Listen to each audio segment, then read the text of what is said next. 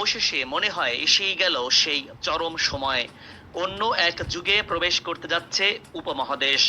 আর মাত্র ২৪ ঘন্টার মধ্যে কোনো কিছুই আর আগের মতো থাকবে না। কারণ পাকিস্তানে আগামী ২৪ ঘন্টার মধ্যে হামলা চালাতে যাচ্ছে ভারত। খোদ পাকিস্তানের তথ্য ও সম্প্রচার মন্ত্রী আতাউল্লাহ তারার জানালেন এমন বিস্ফোরক তথ্য। আতাউল্লাহ বলেছেন, পাকিস্তানি গোয়েন্দাদের হাতে বিশ্বাসযোগ্য গোয়েন্দা তথ্য রয়েছে, যার ভিত্তিতে বলা যায় আগামী ২৪ থেকে ৩৬ ঘন্টার মধ্যেই ভারত পাকিস্তানে সামরিক হামলা চালাতে পারে। ভারতের নিরাপত্তা পরিষদ কাশ্মীরের পেহেলগামে ভয়াবহ হামলার ঘটনার জবাব দিতে সেনাবাহিনীকে পূর্ণ স্বাধীনতা দিয়েছে। অর্থাৎ ঘোর অন্ধকারে প্রবেশ করতে যাচ্ছে এই অঞ্চল। শুধু অপেক্ষা করতে যেন মরিয়া হয়ে আছে ভারত।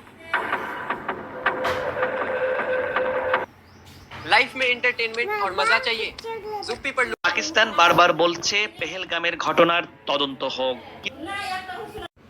কর্ণপাত করছে না।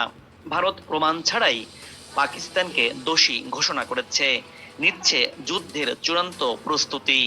জল থেকে সমুদ্র সব জায়গাতেই প্রস্তুত ভারত, এমন ভিডিও ভাইরাল হচ্ছে সোশ্যাল মিডিয়ায়। অন্যদিকে পাকিস্তান প্রস্তুত করেছে সব মিসাইল। ভারতের প্রত্যেকটা বড় শহরের দিকে ঘুরিয়ে রাখা হয়েছে মিসাইলকে।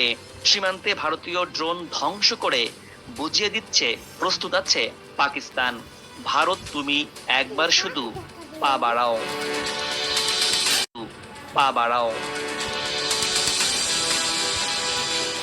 পাকিস্তানের সেনাবাহিনীর সাথে আছে দেশটির সব জনগণ, এমন বার্তাও এসেছে। এমনিতেই পাকিস্তানের হাতে রয়েছে ভারতের চেয়ে বেশি সোনার ডিম, তাই পাকিস্তানও ছেড়ে কথা বলছে না। ভারতকে এমন শিক্ষা দেওয়া হবে তাতে ভারত আর সোজা হয়ে দাঁড়াতেই পারবে না। চীন, মুসলিম দেশ ইরান, তুরস্ক সাথে থাকলে আর কি লাগে। পাকিস্তানে তুরস্ক পাঠিয়ে দিয়েছে হারকুলিস ভর্তি শক্তি। পাকিস্তানের বন্দরে ফিরছে বিশাল বিশাল রহস্যময় সব জাহাজ। আর এর মধ্যেই ঘোষণা এলো পাকিস্তানের ৩৬ ঘন্টার মধ্যে হামলা করতে যাচ্ছে ভারত। ভারতের প্রধানমন্ত্রী নরেন্দ্র মোদী, এর আগে প্রতিরক্ষা মন্ত্রী রাজনাথ সিং, জাতীয় নিরাপত্তা উপদেষ্টা অজিত পাল এবং ৩ বাহিনীর প্রধানদের নিয়ে উচ্চ পর্যায়ের বৈঠক করেছেন। হামলার সময় পদ্ধতি ও লক্ষ্যবস্তু নির্ধারণে সেনাবাহিনীকে পূর্ণ স্বাধীনতা দিয়েছে নরেন্দ্র মোদী। পাকিস্তানের পক্ষ থেকে একটি নিরপেক্ষ আন্তর্জাতিক তদন্ত কমিশন গঠনের প্রস্তাব দেওয়া হয়েছে, যাতে পেহেলগামের ঘটনার প্রকৃত সত্য বেরিয়ে আসে। অর্থাৎ পাকিস্তান শান্তির পথে হাঁটতে চাইলেও ভারত সেটা প্রত্যাখ্যান করেছে বলে মত বিশ্লেষকদের। আন্তর্জাতিক সম্প্রদায়ের প্রতি আহ্বান জানিয়ে পাকিস্তান বলছে, এই উত্তেজনার পরিণতি শুধুমাত্র দক্ষিণ এশিয়া নয়, গোটা বিশ্বের জন্য বিপজ্জনক হতে পারে। সংঘাতের দায়ভার ভারতের ঘাড়ে বর্তাবে। পাক ভারত যুদ্ধকে পৃথিবীর অন্য প্রান্তের কোনো যুদ্ধের সাথে মেলালে চলবে না, কারণ দেশ দুইটির হাতে আছে ভয়াবহ সোনার ডিম। পাক ভারত যুদ্ধকে পৃথিবীর অন্য প্রান্তের কোনো যুদ্ধের সাথে মেলালে চলবে না, কারণ দেশ দুইটির হাতে আছে ভয়াবহ পারমাণবিক অস্ত্র, যে অস্ত্র বিস্ফোরিত হলে ছাই হয়ে যাবে দুই দেশের বাস্তু ভিটা পর্যন্ত। ইউক্রেন রাশিয়া যুদ্ধের এই ৩ বছরে যতটা না হতাহতের ঘটনা ঘটেছে, পাক ভারত যুদ্ধ লাগলে কয়েক মিনিটই ছড়িয়ে যাবে সেই সংখ্যাকে। কারণ পৃথিবীর অন্যতম ঘনবসতিপূর্ণ এলাকায় যে কোনো মাত্রায় হামলা ডেকে আনবে করুণ ফলাফল। এবার ভারতে ঢুকেও গুলি চালিয়েছে পাকিস্তানি সেনাবাহিনী। প্রতিদ্বন্দ্বী প্রতিপক্ষদের মধ্যে উত্তেজনা সৃষ্টি না হলে মনে হয় নিজেদেরই ভালো লাগে না। যেমন ভারত পাকিস্তান মাঝে মাঝে কিছুদিন বিরতি, এখন আবার অস্থিরতা নিজেদের মধ্যেই। ভারতের সেনাবাহিনী অভিযোগ করেছে, বুধবার রাতেও আন্তর্জাতিক সীমানা পেরিয়ে ভারতে ঢুকে গুলি চালিয়েছে পাকিস্তান। পাল্টা জবাব দেওয়ার দাবিও করেছে ভারতীয় সেনাবাহিনী। ভারতের গণমাধ্যমগুলো থেকে এ তথ্য জানা গেছে। প্রতিবেদনে বলা হয়েছে, ভারত নিয়ন্ত্রিত জম্মু কাশ্মীরে পাল ওয়ার্ক সেক্টরে আন্তর্জাতিক সীমান্ত পেরিয়ে গুলি চালিয়েছে পাকিস্তানি সেনাবাহিনী। এবার কারাগারে বসেই যুদ্ধের দামামা বাজিয়ে দিলেন ইমরান খান। তার ভাষায়, এই শাহবাজ সরকারকে আমরা অবৈধ মনে করি, কিন্তু পাকিস্তান যখন হুমকির মুখে তখন সবাই এক। কাশ্মীরের পেহেলগামে হামলার পর ভারত যখন পাকিস্তানকে সরাসরি দোষারোপ করছে, তখন এ বিস্ফোরক মন্তব্য যেন ভারতের জন্যই স্পষ্টই এক সতর্কবার্তা। ইমরান খান বলেন, দেশের অভ্যন্তরে আমাদের যতই মতবিরোধ থাকুক, যুদ্ধের বিরুদ্ধে গোটা পাকিস্তান আজ একতাবদ্ধ।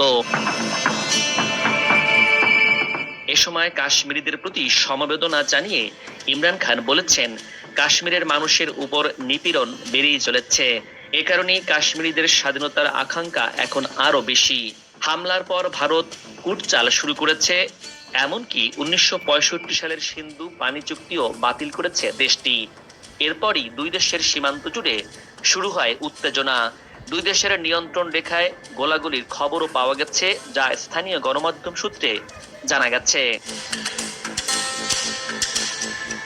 ভারতের সেনা প্রস্তুতি চলছে সর্বোচ্চ পর্যায়ে, নৌঘাঁটি সক্রিয়, সোশ্যাল মিডিয়ায় ছড়িয়ে পড়ছে জওয়ানদের যাত্রা, রসদ, পরিবহন আর যুদ্ধ জাহাজের ভিডিও। পাকিস্তানের সেনাপ্রধানের পক্ষ থেকে বার্তা এসেছে, ভাবখানা এমন যে শুধু চেয়ে দেখার জন্যই তো আর পারমাণবিক অস্ত্র বানায়নি পাকিস্তান। যুদ্ধ প্রস্তুতি আর দেশের জনগণের ঐক্য সব মিলিয়ে ইসলামাবাদ জানিয়ে দিচ্ছে, যদি একবার হামলা হয় তাহলে ইতিহাসে লেখা থাকবে এর জবাব। পিছিয়ে থাকা ছোট আকারের পাকিস্তান কি ভারতের মতো শক্তিশালী প্রতিপক্ষকে আদৌ ঠেকাতে পারবে, তা কিন্তু সময়ই বলে দেবে। তবে যুদ্ধ যদি শুরুই হয়, তবে তার ফল ভালো হবে না বলেই ধারণা বিশ্লেষকদের। ভারতের বিরুদ্ধে পাকিস্তান যে ছেড়ে কথা বলবে না, তার আভাস এরই মধ্যে মিলতে শুরু করেছে। সীমান্তে সম্ভাব্য সব ধরনের প্রস্তুতি নিয়ে রেখেছে পাক সেনাবাহিনী। তবে ভারতের যে দিকটি নিয়ে সবচেয়ে বড় ভয়, সেই বিমান হামলা ভণ্ডুল করে দিতে পারে এমন এক ব্রহ্মাস্ত্র পাকিস্তান সীমান্তে নিয়ে এসেছে, যা অবাক করার মতোই। নিয়ন্ত্রণ রেখার আরো কাছে এমন এক শক্তিশালী রাডার সিস্টেম স্থাপন করেছে পাকিস্তান, যা ভারতীয় যুদ্ধ বিমানের জন্য সত্যি দুশ্চিন্তার কারণ। পাকিস্তান আন্তর্জাতিক সীমান্ত থেকে মাত্র 58 কিলোমিটার দূরে শর ক্যান্টনমেন্টে একটি TPS-77 রাডার সাইট স্থাপন করেছে। TPS-77 একটি অত্যন্ত শক্তিশালী মাল্টি রোল রাডার সিস্টেম। কোনো পরিস্থিতি টের পেতে এবং বিমান চলাচল পর্যবেক্ষণে এটি বেশ পারদর্শী। এই রাডার সিস্টেমের কদর রয়েছে দুনিয়া জুড়ে। নিয়ন্ত্রণ রেখার কাছে রাডার সিস্টেম স্থাপন নিয়ে এক্সক্লুসিভ তথ্য পাওয়ার দাবি করেছে ভারতীয় সংবাদ মাধ্যম ইন্ডিয়া টুডে। এক প্রতিবেদনে সংবাদ মাধ্যমটি জানায়, ভারতের সম্ভাব্য বিমান হামলা শনাক্ত করতে পাকিস্তান সেনাবাহিনী শিয়ালকোট সেক্টরে তাদের রাডার সিস্টেমগুলো আরো অগ্রবর্তী স্থানে এগিয়ে এনেছে। ফিরোজপুর সেক্টরের বিপরীতে ভারতীয় তৎপরতা শনাক্ত করতে পাকিস্তান সেনাবাহিনীর ইলেকট্রনিক ওয়্যারফেয়ার ইউনিটগুলো সেখানে মোতায়েন করা হচ্ছে। এদিকে টানা ষষ্ঠ দিনের মতো কাশ্মীর সীমান্তের নিয়ন্ত্রণ রেখা বরাবর ভারত ও পাকিস্তানের সেনাদের মধ্যে গোলাগুলির ঘটনা ঘটেছে। ভারতীয় সংবাদ মাধ্যম NDTV এক প্রতিবেদনে এমনটাই দাবি করেছে। জম্মু ও কাশ্মীরের নিয়ন্ত্রণ রেখা বরাবর ষষ্ঠ রাতের মতো যুদ্ধবিরতি লঙ্ঘন করেছে পাকিস্তানি সেনারা। ভারতীয় সেনাবাহিনীর দাবি, তারা সংযত ও কার্যকরভাবে গোলাগুলির জবাব দিয়েছে। এবার পাকিস্তানকে ভয়ঙ্কর ক্ষেপণাস্ত্র দিচ্ছে চীন, আর তাতেই যেন ঘুম হারাম ভারতের। চলমান পরিস্থিতিতে ইসলামাবাদের হাত শক্তিশালী করতে ক্ষেপণাস্ত্র সরবরাহ করেছে বেইজিং। চীন থেকে অত্যাধুনিক PL-15 আকাশ থেকে আকাশ এয়ার টু এয়ার ক্ষেপণাস্ত্র হাতে পেয়েছে পাকিস্তান সেনাবাহিনী। ইসলামাবাদের নতুন এই অস্ত্রে নয়াদিল্লির নিরাপত্তা চ্যালেঞ্জ অনেকটাই বেড়ে গেছে বলে মনে করছেন প্রতিরক্ষা বিশ্লেষকরা।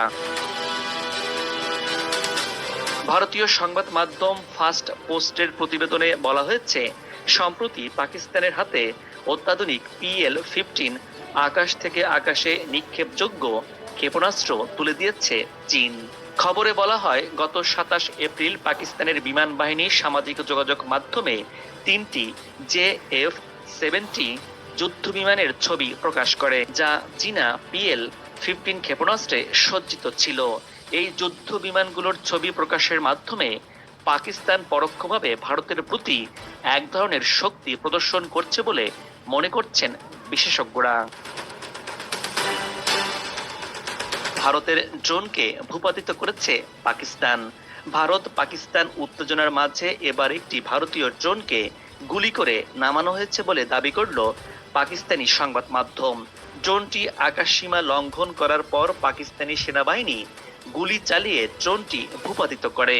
মঙ্গলবার পাকিস্তানের সরকার নিয়ন্ত্রিত 2 গণমাধ্যম রেডিও পাকিস্তান এবং PTV নিউজ দাবি করেছে, পাকিস্তানের আকাশসীমা লঙ্ঘন ঠেকাতে নিয়ন্ত্রণ রেখা বরাবর একটি ভারতীয় ড্রোনকে গুলি করে নিচে নামানো হয়েছে। পাকিস্তানি সংবাদ মাধ্যমের দাবি, ঘটনাটি ঘটেছে পাক অধিকৃত কাশ্মীরের ভিমবের জেলার মানাওয়ার সেক্টরে। যদিও এই ঘটনায় ভারতের তরফে এখন পর্যন্ত কোনো বিবৃতি দেওয়া হয়নি। এদিকে বসে নেই ভারতও। পেহেলগামে বন্দুক হামলার জেরে পাল্টা প্রতিক্রিয়ায় কখন কোথায় হামলা চালাতে হবে ভারতীয় সেনাবাহিনীকে তার সিদ্ধান্ত নিতে পুরোপুরি স্বাধীনতা দিয়েছে ভারতের প্রধানমন্ত্রী নরেন্দ্র মোদী। একটি সূত্র NDTV-কে এই তথ্য জানিয়েছে। ভারতের প্রতিরক্ষা মন্ত্রী রাজনাথ সিং, জাতীয় নিরাপত্তা উপদেষ্টা অজিত দোভাল এবং সেনাবাহিনীর প্রধান অনিল চৌহানের সঙ্গে বৈঠক করে মোদী এই নির্দেশনা দিয়েছেন। সূত্র জানিয়েছে, ভারতের প্রধানমন্ত্রী নরেন্দ্র মোদী আবারও বলেছেন, সন্ত্রাসবাদের বিরুদ্ধে কঠোর জবাব দেওয়া জাতীয় অঙ্গীকার এবং ভারতীয় সশস্ত্র বাহিনীর উপর সম্পূর্ণ আস্থা ও বিশ্বাস আছে মোদী সরকারের।